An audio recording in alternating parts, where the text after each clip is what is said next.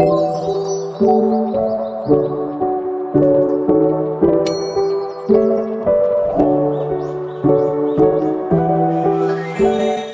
bebas adalah perwujudan sikap dan perbuatan remaja dengan tidak memperhatikan norma dan aturan yang berlaku, atau dengan kata lain cenderung berbuat melanggar norma dan aturan.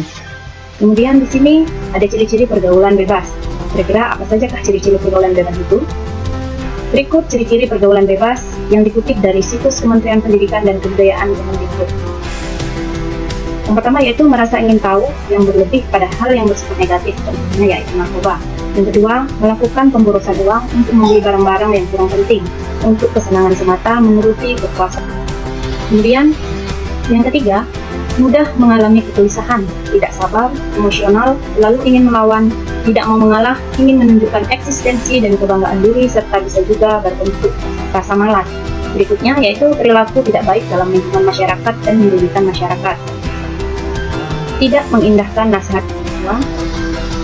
Kemudian kita mulai membahas pada faktor penyebab pergaulan bebas. Yang pertama yaitu kurangnya pendidikan agama, kurangnya pemahaman dan penghayatan tentang ajaran agama dapat mengakibatkan lemahnya iman seseorang dan menyebabkan ia dengan sangat mudah terpengaruh oleh sesuatu yang bersifat negatif, termasuk pergaulan bebas.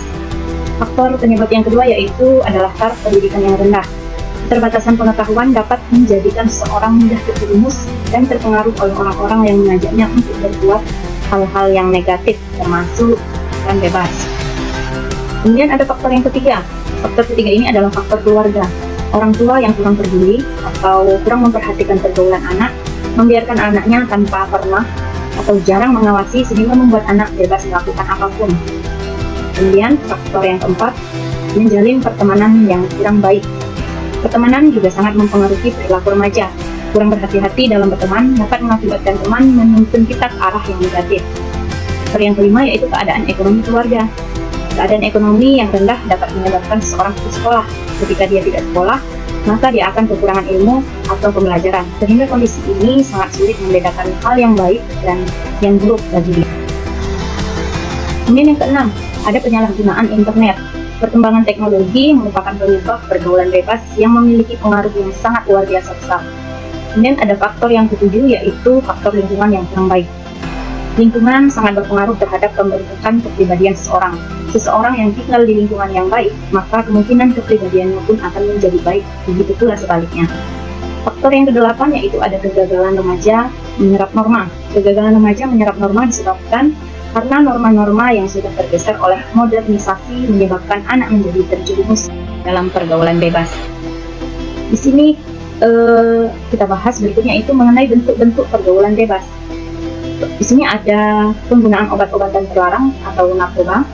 Yang kedua adalah seks bebas atau seks pranikah. Yang ketiga, bentuk pergaulan bebas adalah minum-minuman beralkohol. Yang keempat, perkelahian atau tawuran. Bentuk yang kelima ialah menonton pornografi. Yang keenam, memakai pakaian yang sangat terbuka. Yang ketujuh, pencurian. Dan yang kedelapan adalah kematian. Ternyata ada dampak dari pergaulan bebas. Kira-kira apa sajakah dampak dari pergaulan bebas itu? Yaitu yang pertama di sini ada ketergantungan pada obat-obatan terlarang, terjadinya hamil sebelum menikah. Dampak yang ketiga, terjadinya hamil sebelum menikah, meningkatkan kriminalitas, menurunnya prestasi. Kemudian yang terakhir adalah cara membatasi diri dari pergaulan bebas. Yang pertama adalah dengan cara memperbaiki cara pandang. Yang kedua, memiliki kegiatan yang positif, menjadi pribadi yang taat, kemudian perbanyak membaca, menjalin komunikasi yang baik.